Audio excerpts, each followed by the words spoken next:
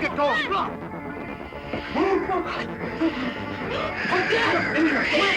Every boy loves adventure, and every kid in the 70s was crazy about Land of the Lost. Premiering in 1974 on NBC, Land of the Lost looked cheap, but the imagination behind it was not cheap at all. It had the Marshall family stop-motion dinosaurs, Chaka, Sleestak pylons, and all kinds of weird stuff that made kids believe there really was another land behind the TV screen. But the real lives of the cast were even stranger than the show. Wesley Eure was a gay man in a cruel old Hollywood and was fired for being gay. Spencer Milligan disappeared from the series because of a merchandise dispute. One Sleestak later became Bill Laimbeer, the most hated bad boy in the NBA. More than half a century has passed. So where are they? Now today we're going to look back at 11 faces who helped make Land of the Lost. But do not leave too soon, because at the end of the video are 5 secrets buried by time that will give you chills. Ready to travel back in time and discover them. Number 1. Wesley Eure as Will Marshall. Yes, but you must go now. I can only hold the doorway open a few more seconds. Go! I can't leave Holly and Dad behind! You must! Wesley Eure walked into Land of the Lost with the smile of a young star, but behind that smile was the bitter life of a gay actor. Wesley was born in 1951 in Baton Rouge, Louisiana. When Land of the Lost premiered in 1974, he was 23 years old. He played Will Marshall, Rick Marshall's son and Holly's older brother. But unlike his role, his own life carried a lot of family tragedy. In real life, Wesley's parents split up when he was very young. His father was barely present for most of his childhood, and Wesley had to grow up with that emptiness from early on. When he took Land of the Lost, Wesley was also playing Michael Horton on Days of Our Lives. Both shows were on NBC, so he could do them at the same time. One was a daytime soap opera. The other was a Saturday morning adventure show. That strange combination pushed him upward very quickly. Land of the Lost made him a familiar face to American children, while teen magazines turned him into a dream date for female fans. He once appeared in those kinds of stories like Who is Wesley Dating? Or Win a Date with Wesley. The problem was that Wesley's real life did not match the image being sold. He was gay, and Hollywood in the 70s was not a kind place for a young male actor who wanted to live honestly. Wesley once said plainly that being gay hurt his career, and he said he was fired from Days of Our Lives because of it. For a rising actor, that was not just a private matter, that was a career door slamming shut. Good. We have so much fun. You know, Kathy actually moved. I live in. After all of that, he did not disappear. Wesley hosted Wrote Books, produced Raised Money, and later helped develop Dragon Tales, continuing to create memories for another generation of children. This year, he is 75 years old, still meeting fans, still going to conventions, still standing beside Kathy Coleman to look back on Land of the Lost. Back then, Will Marshall was trying to find a way out of a land full of dinosaurs. Wesley Eure had to find a way out of a Hollywood that forced him to pretend he was someone else. To me, the second journey is the more impressive one. Number 2, Kathy Coleman as Holly Marshall. Green, red, blue. What, Holly? Well, they keep on going over and over again, the same. On-screen Holly Marshall was the little girl protected by her whole family. In real life, Kathy Coleman had to learn how to stand on her own very early. Kathy Coleman was born in 1962. When Land of the Lost premiered in 1974, she was only 12 years old. This year, she is 64 years old. She played Holly Marshall, Will's younger sister Rick's daughter, and one of the main faces of the series. Land of the Lost made Kathy a familiar face to American children, but it also almost locked her acting career in place. After the series, she did not move forward with a long career the way many people might imagine. She appeared in Adam 12, then gradually moved away from the screen. Holly was both the biggest gift and the biggest shadow. That part was down to she and I. Right. I would not have had Land of the Lost. Oh. So, I scored. Kathy's life was not as gentle as the image of Holly. She grew up without a father, was the youngest child in a family of 10 children, and had been doing commercials from a very young age. When she was only 10, she was already touring and recording as a child performer. That childhood may sound glamorous, but anyone who has watched Hollywood long enough knows that children in show business often pay the price before they even understand what they are losing. Kathy has said that being a teenager in front of the camera made her lose confidence and that she had to learn how to love herself again. Her mother was her biggest source of support, and then she died when Kathy was only 24. Kathy also went through a difficult divorce. In her memoir, Lost Girl, the story is much heavier with parts involving the search for a father figure life as a child, Star being abused as a child, violence in marriage, and once surviving a life-threatening danger. At 18, Kathy got married and left Hollywood. She moved into ranch life in Fallon, Nevada, working in a world with no lights, no fan magazines, and nobody calling her a child star. She talked about a hog farm that produced 12,000 pigs a year, milking shifts running 24 hours and having to start at the bottom like a real worker. Later, Kathy wrote Lost Girl and Run, Holly, Run to tell her own story. She did not let old Hollywood tell it for her. She is still alive now, still meeting fans, still appearing at conventions, and still close with Wesley Eure. Nothing warms fans' hearts more than that. Number 3, Spencer Milligan as Rick Marshall. We will be able to experiment, but first we have to find out what we're dealing with. Once we know the variables, then we can make a decision about how to get. Have you ever noticed that the father in Land of the Lost suddenly vanished after season 2? That was not just a script turn. Behind it was a very real dispute over money contracts and the right to use Spencer Milligan's face. Spencer was born in 1937 in Oak Park, Illinois. When Land of the Lost premiered in 1974, he was 37 years old. He played Rick Marshall, the father of Will and Holly, a park ranger trapped with his 2 children in a prehistoric land. Before becoming Rick, Spencer had served in the United States military and was honorably discharged in 1966. After that, he studied acting at the Goodman Theater in Chicago, the Joan Darling Actors Workshop in Los Angeles, and the Lee Strasberg Senior Workshop in New York. He was an actor with a serious theater foundation, not just some random face who fell into children's TV. The problem started when Land of the Lost became successful, and Spencer's image appeared on lunchboxes, compasses, toys, coloring books, and tie-in products. He did not object to the show selling merchandise. But if his face was being used to sell those items, he believed the actors should also get a fair share. In 2009, Spencer said he had a disagreement with the producers over the use of his image on products, and he felt everyone should be paid what they deserved. To children in front of the screen, Rick Marshall was suddenly just not there anymore. To the adults behind the camera, that was an actor demanding his rights. Spencer left the show after season 2. Rick was written out of the story. Season 3 brought in Ron Harper as Uncle Jack Rick's brother. Wesley Eure later said the cast lost its mojo when Spencer left the series. In other words, Land of the Lost continued, but the Marshall family structure had been broken. After the series, Spencer kept working on television. He appeared in The Bionic Woman Gunsmoke, Alice Quincy M.E. Police Squad, and General Hospital. But he did not cling to Hollywood at any cost. He gradually chose a more private life in Wisconsin. In 2009, he was living with his wife on a 110-acre farm near Sturgeon Bay. He taught acting-directed community theater and spent many of his later years doing smaller work that seemed more true to who he was. Spencer Milligan died in 2024 at age 86. Wesley Eure called him the perfect father for so many fans. And almost half a century later, fans still remember him as the first father of Land of the Lost. Number 4, Phillip Paley as Chaka.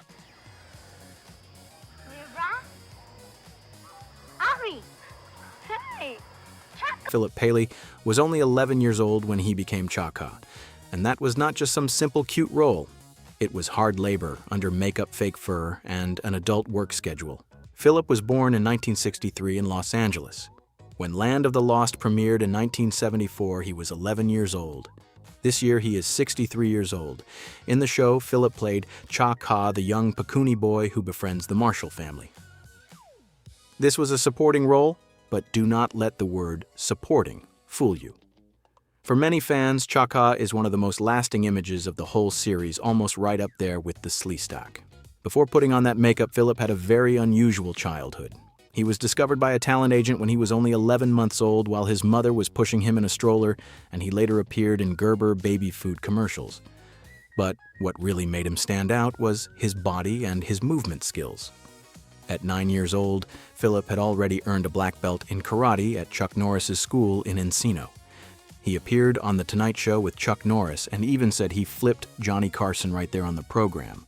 That ability in tumbling martial arts and physical acting was what brought Phillip to Chaka. This role was not like playing a normal boy.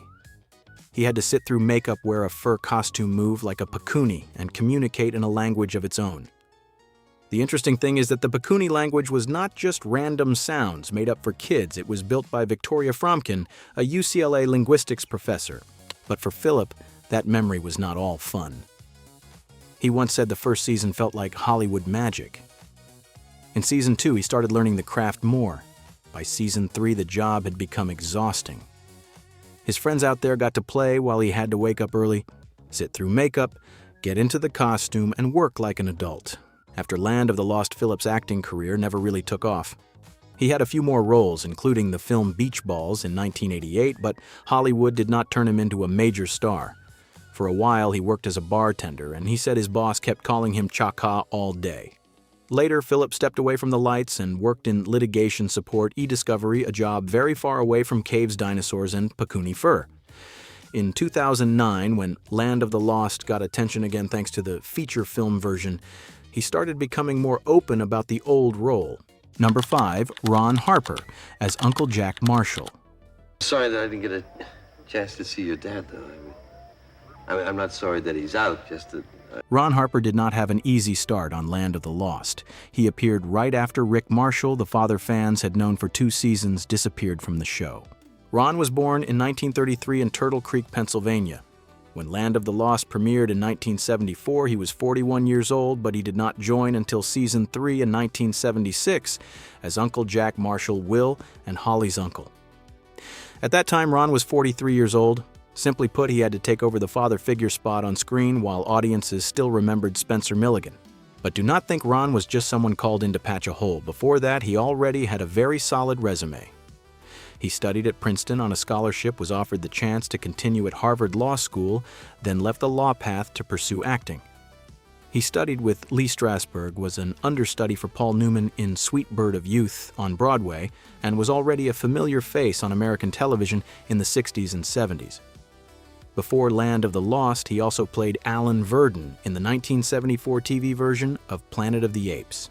After that, he kept working steadily for many decades. Ron appeared in Generations Beverly Hills 90210, Melrose Place Walker, Texas Ranger Boy Meets World, The West Wing Cold Case, and the movie Pearl Harbor. He was not the kind of superstar who turned Hollywood upside down, but he was the kind of actor you saw on TV and thought, I know that face. Ron Harper died in 2024 at age 91. In his final years, he had Alzheimer's dementia. His daughter said his memory had been fading for many years before he died. The sad part is that while fans still remember him very clearly through his old roles, Ron himself had to live with a disease that made memories grow blurrier and blurrier. Ron Harper was not Rick Marshall, and he did not need to be Rick. He stepped into a difficult season, did his part, and lived long enough to see Land of the Lost become a family memory for an entire generation. Number 6, Walker Edmonston as Enik. I am of the generation to be born to this place. 10,000, perhaps 100,000 years from... How could we possibly leave out Enik Walker Edmonston was born in 1926 in St. Louis, Missouri. When Land of the Lost premiered in 1974, he was 48 years old. He played Enik, an intelligent, cold Altrusian who knew more than most characters in this land. He also appeared in the series as Wisdom and Jefferson Davis Colley III. Walker was not the kind of young star put on magazine covers. He was an old-school working performer, and I really like that kind of artist. Before Land of the Lost, he had already been the host of a children's show in Los Angeles. The Walker Edmonston Show, using puppets, he created himself like Kingsley the Lion and Ravenswood the Buzzard. He also worked early in the Sid and Marty Krofft world with H.R. Pufnstuf, the Boogaloos, and later all kinds of voiceover work commercials, radio, and television. I got onto the Land of the Lost just because I had been working for the Crofts for such... Walker's career has its own very particular sadness. Audiences heard his voice, saw the characters he created, remembered the masks, puppets, and strange creatures, but many people never knew the name Walker Edmonston. That is the fate of so many artists who built American television childhoods. They did not stand in the middle of the stage. They stood behind the rubber, behind the puppet, behind a strange voice, and made children believe that thing was real. After Land of the Lost, Walker kept working steadily. He appeared in Gunsmoke, Mission Impossible, The Dukes of Hazzard, and worked for nearly 20 years on the radio series Adventures in Odyssey. In his later years, he was also remembered as the voice of Ernie the Keebler elf. He worked almost until he became ill in early 2007. Walker Edmonston died in 2007 at age 81 from cancer complications. He was not the kind of star you put on a bedroom poster. He was the kind of artist who made a room full of children go quiet and look up at the screen. And to me, Enik is proof that sometimes a children's show becomes memorable, not because it is louder, but because someone makes it more mysterious. Number 7, Bill Laimbeer as a Sleestak. Before Bill Laimbeer became the man the whole NBA loved to hate, he was once a lanky Sleestak in Land of the Lost. Bill was born in 1957 in Boston. When Land of the Lost premiered in 1974, he was 17 years old. At the time, he was still a student at Palos Verdes High School in California, tall playing basketball and already being watched by programs like UCLA and USC. The show needed really tall young men to wear Sleestak suits, so Bill got pulled into a strange job wearing a wetsuit, putting on a mask, hissing, and playing a reptile monster for Saturday morning TV. The role did not have much dialogue, his face did not show either, but for old fans, the Sleestak were a real fear. And among the people who wore that suit, Bill became the most famous name. In 2019, Wesley, Eure, and Kathy Coleman even surprised him at a Las Vegas Aces practice. Wesley called him the most famous Sleestak. Aja Wilson said the team had seen a photo of Bill in that suit but did not know which one he was until they saw his name in the credits. After Land of the Lost, Bill chose basketball. He played at Notre Dame, had academic trouble during his freshman year, and had to attend a technical college so he could become eligible again. In 1979, the Cleveland Cavaliers selected him with the 65th pick. Not exactly a glamorous start. He even went to Italy to play before coming back to the NBA, then was traded to the Detroit Pistons in 1982. In Detroit, Bill became the center of the Bad Boys. He won 2 NBA championships in 1989 and 1990, was a 4-time All-Star, but also became one of the most hated players of his era. He was famous for contact flopping, irritating opponents, and making other people lose their cool. Some people called it dirty play. Some people called it winning by any means. With Bill, it seemed like he did not need to be loved. He just needed you to know he was there. Late in his career back, and knee pain made him retire at age 36. But he did not disappear. He went into business, then returned to women's basketball, leading the Detroit Shock to 3 WNBA championships, and later coaching the New York Liberty and the Las Vegas Aces. This year, Bill is 69 years old, has stepped away from coaching, and lives a lighter life with golf fishing Florida and Michigan. Bill Laimbeer started out in a monster suit on Land of the Lost. Then his entire sports life almost revolved around other people calling him a monster in different ways. But whether you hate him or like him, from Sleestak to bad boy, Bill Laimbeer has never been someone you could ignore. Number 8, Richard Keel as Malak. Richard Keel only stopped by Land of the Lost, but you cannot pass by a man taller than 7 feet and pretend you did not see him. Richard was born in 1939 in Detroit. When Land of the Lost premiered in 1974, he was 35 years old. In Season 3 in 1976, he appeared as Malak in the episode Survival Kit when he was about 37. Just 1 year later, he became Jaws in The Spy Who Loved Me, then returned to that role in Moonraker in 1979. For men who grew up with James Bond back then, Jaws was not an easy villain to forget. Steel teeth, a giant frame, a quiet stare, and a very strange kind of dry humor. Later, another generation recognized him through Happy Gilmore as Mr. Larson. But Richard's life was not as simple as he was tall, so he became famous. His height of around 7 foot 2 inch, and his distinctive face came from acromegaly, a condition involving excess growth hormone. He was also blind in one eye.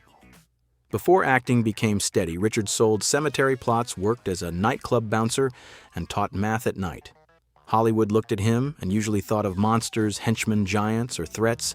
Richard had his own battles too. He struggled with alcohol, then said faith helped him get through it. In 1992, a traffic accident left him with a head injury, damaged his sense of balance, and later forced him to use an electric scooter. He married Diane Rogers in 1974 and had 4 children and 9 grandchildren. Richard Keel died in 2014 at age 74 while being treated after a broken thigh bone. Malak was only a small role, but Richard Keel was not small in movie memory. He was the kind of actor who stepped into a scene and you remembered forever that he had been there. Number 9, Van Snowden as the Zarn. Do not be emotional. Think soft. Van Snowden did not need to show his face to haunt fans' memories. He only had to step into the Zarn, and a children's show suddenly looked like a real alien was standing in the room. Van Snowden was born in 1939 in San Francisco. When Land of the Lost premiered in 1974, he was 35 years old. By 1975, he performed the Zarn on screen. The Zarn is one of the strangest characters in the series. When the Zarn appears, Land of the Lost is no longer just a story about getting lost in a prehistoric land. It moves fully into 70s-style science fiction. What is impressive is that everything was done by hand.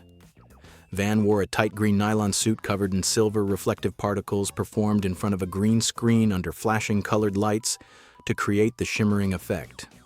Today, people could make that kind of character with CGI.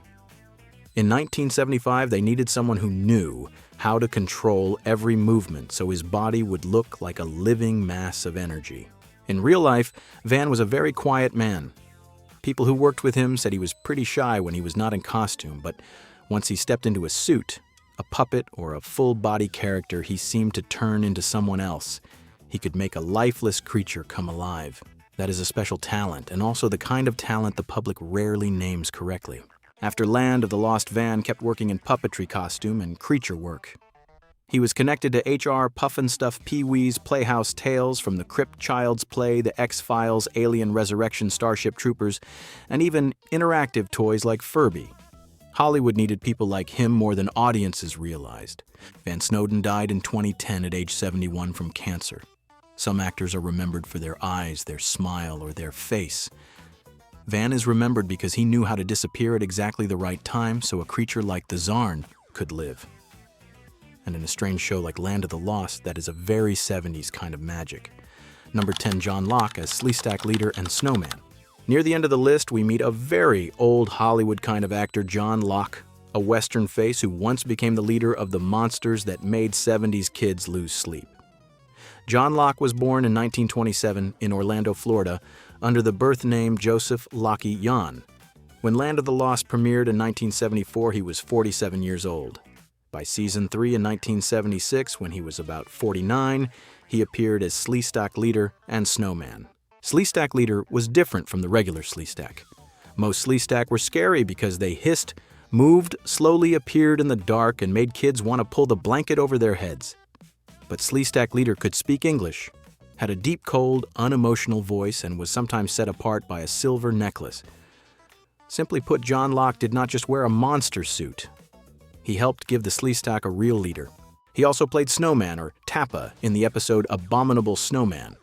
That role showed that John was exactly the kind of performer Season 3 needed, a lot of someone who could step into a creature suit and make viewers believe that creature belonged in this strange world, outside Land of the Lost.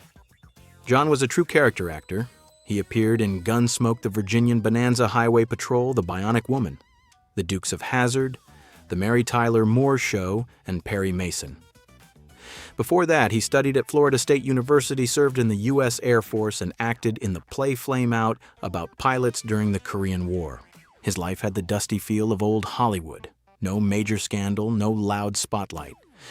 He belonged to the Real Cowboys group, often appeared at Western festivals, played banjo at Lone Pine, and spent many years as an office manager for a local real estate company. John Locke died in 2013 at age 86 from complications after a stroke. He represented that older class of American TV supporting actors riding horses in westerns, playing banjo at festivals, then crawling into a Sleestak suit to scare kids half to death. But our final face comes from a very different branch of nostalgia, Disney Mouseketeers, and almost the whole history of American children's television. Number 11, Sharon Baird as Say. The final face on today's list did not begin in the prehistoric land. Sharon Baird entered American childhood long before that with tap shoes, Mouseketeer ears, and a real performer's life. Sharon was born in 1943 in Seattle. When Land of the Lost premiered in 1974, she was 31 years old. This year, she is 83 years old. In the series, Sharon played Sa, the female member of the Pakuni group. The role appeared in about 11 episodes from 1974 to 1975. What makes Sharon special is her history before Land of the Lost. She was one of the original Mouseketeers of the Mickey Mouse Club. She was part of the original group of 24 Mouseketeers chosen by Walt Disney and one of the 9 who stayed for all 3 original seasons from 1955 to 1958. That means, before wearing a Pakuni costume in the Weird Croft world, Sharon had already been part of American children's television in the black and white era, clean bright, and very Disney. She was not someone who just happened to stand in front of a camera. Sharon learned tap dance from childhood. At 7 years old, she was personally signed by comedian Eddie Cantor, and her legs were even insured for $50,000. After Disney, Sharon did not become a mass culture icon like Annette Funicello, but she kept working in a very steady way. She danced with Donald O'Connor, did puppet and costume work for Sid, and Marty Krofft served as the movement model for Frodo in the animated The Lord of the Rings in 1978, and later starred in the cult film Rat Boy in 1986. That is the life of a performer built on the body rhythm movement and the ability to turn herself into someone else. Sharon Baird is a beautiful way to close our 11 faces because she reminds us that Land of the Lost does not stand alone. It sits inside a larger stream of American children's television, from Disney Croft puppets costumes dance to the strange, handmade tricks that still feel alive when we look back now. And if you think this list already has enough memories, hold on, because coming up next are 5 little treasures old Land of the Lost fans will want to hear. After those 11 faces, I want to do something a little more fun. Dig down to the bottom of the old Land of the Lost toy box. Not to find more tragedy and not to count who is still here and who is gone. This time, I want to pick out 5 small things, the kind of treasures only old fans really find delicious. If you once sat in front of the TV on Saturday morning holding a bowl of cereal eyes glued to the Sleestak, I think you will understand this feeling. The first one is small, but I love it. There was a time when Wesley Eure was not credited as Wesley Eure in the opening. He was just Wesley, one word. His manager thought that would sound more mysterious, easier to sell as an image like a teen idol who could be placed straight onto a magazine cover. I understand the idea. It was the 70s. A short name, a bright smile, a few photos in fan magazines, and suddenly people thought they had created magic. But by season 3, when the opening was revised, the full name Wesley Eure was brought back. Later, Wesley looked back on that as one of the most embarrassing decisions of his career. And the Zarn really is a specialty of 70s television. Today, a character like that would probably be made by computer glossy and clean. But in 1975, they handed Van Snowden a tight green nylon suit covered in silver reflective particles, put him in front of a green screen, turned on flashing colored lights, and let the whole thing transform itself into an alien. It sounds like a science project in a garage, but on screen, it had real magic. Van was used to playing extraordinary characters, but with the Zarn, he also had to learn how to hold back his movement so the character did not feel too animated, and instead felt cold, distant, and mysterious. Enik has a great behind-the-scenes story, too. You look at Enik and think this character probably knows the secrets of the universe, but behind that wise look was Walker Edmonston, stuck inside a mask that was hard to record through. The sound echoed, got muffled, and was very hard to handle. In the end, the crew had to design a headband with a microphone hanging right above the bridge of his nose, and Walker had to speak softly to avoid the echo. That is the old Hollywood I like, half science fiction, half plumbing repair. But one treasure is not exactly fun. It feels like an old piece of paper you find in a toy box and then suddenly understand why your childhood changed in season 3. After season 2, the producers had a conflict with Spencer Milligan, and Rick Marshall was written out of the story very quickly in the season. 3 opening episode, writer and producer John Kubichan stood in for Rick from behind. You do not see his face because it was no longer Spencer. When we were little, we only saw the father disappear. Growing up, we understand that sometimes a contract dispute can change an entire television family. Thankfully, the final one is much warmer. After the hot costumes, strange masks, microphones hanging over noses, and behind-the-scenes turns that were not easy, many of the main actors still kept in touch. Especially Wesley Eure and Kathy Coleman.